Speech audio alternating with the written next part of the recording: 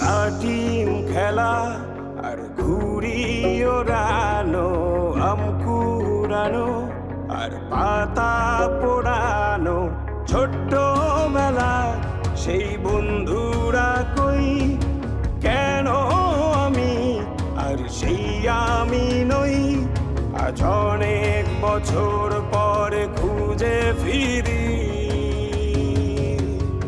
কোথায় আহারে আহারে আহারে শৈশব, কোথায় হারিয়ে গেল যে আহারে কৈশব, কোথায় আহারে আহারে আহারে শৈশব, কোথায় হারিয়ে গেল যে আহারে কৈশব।